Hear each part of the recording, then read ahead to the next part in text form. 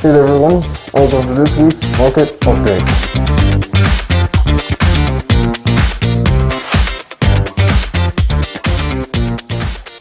Last week, agents in Colorado Springs were allowed to resume showings. This has been with certain precautions set in place. They're asking us to wear gloves, to wear masks during showings, and as it has been typical through this process, basically what we've gotten some orders that have come from the governor's office, and then the real estate commission asked a lot of questions, tried to get some clarification, and the governor's office has finally come back with everything written out in crayon for us. So now we have a better idea of what we need to do. Again, this is going to include wearing personal protection equipment. Agents are going to be responsible as well for keeping track of who they see on what days, just to be able to track anything that might happen anytime that somebody might have a request to see who you talked to within a certain period of time. They're also asking us to take certain precautions like limiting the amount of showings that we have. Sellers are as well going to be asking more and more for people to have pre-qualification letters ready so that they know that it's going to be serious buyers looking. Manitou Springs is an incredible little city and community right within the Colorado Springs metro area. During the month of April, Manitou Springs provided free parking for people going downtown to visit and to still see the sights, to still walk around. During the month of May, what the city of Manitou Springs is going to be doing is taking all of the money it collects for parking, for anything, any parking lots, anything like that, and it's going to be using that money to purchase personal protection equipment, coronavirus protection equipment for the small businesses, the small companies that run in that city.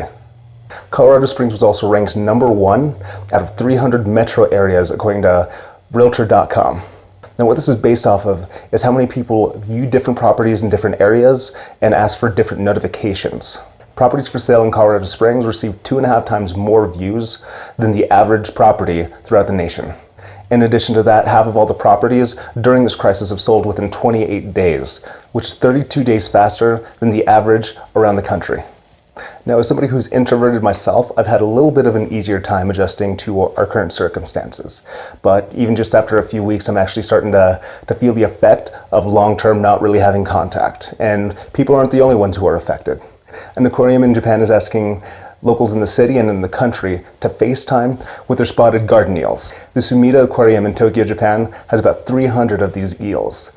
And it sounds like that they're getting a little bit more shy as the days go by. They're used to having hours and hours of human contact, people looking in and watching them and just enjoying them. But after so long without having human interaction, they're becoming more shy. They're starting to hide a lot more. Even when the staff pops by, tries to feed them, from May 3rd to May 5th, they're asking people to FaceTime them, to video chat, just so they get used to again and they still feel comfortable with humans around so that they don't have to be afraid all the time and people can still enjoy them when this period of stay-at-home orders ends.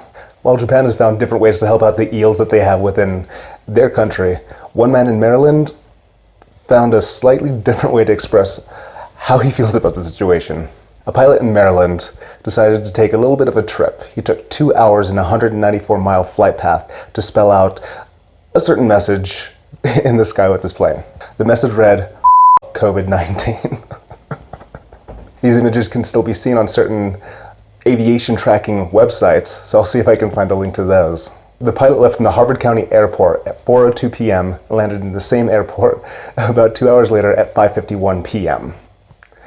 He stated that he had just gotten a new compass installed in the airplane and thought it was a great chance to try it out. And he wanted to take the opportunity to showcase how he felt about the current situation. So in last week's update, we went over the total number of properties that sold and that came to the market, kind of week by week for the previous months. And as we saw, less homes are actually coming to the market, but we're still seeing strong numbers as far as like actual houses being sold, actual houses being closed out. So this week I'm going to compare the median house prices, the middle house price, week by week for the Colorado Springs metro area. And as we're going to see, like we're still seeing some strong numbers, we're still seeing a lot of activity in the market. Last week the median house price was $339,000, compared with the same week last year at $319,000. The week before, the median sales price was $335,000. Compared with last year at $310,000. The week before, the median house price was $340,000. The same week the year before was 319,000. And the week before, the median house price was 340,000 again. And the year before, the same week, the median house price was $316,000. So again, in our market, we're seeing overall less activity due to the restrictions, due to some of the things that are going on. But we're still seeing some pretty strong, pretty consistent numbers for the time being. And I'm going to keep up on the numbers, going to keep up on the data, just to see how that changes or how that evolves over time. To get all this data in a really easy to compare chart, head over to Instagram at Springs Home Directory, and you can go ahead and grab that graph.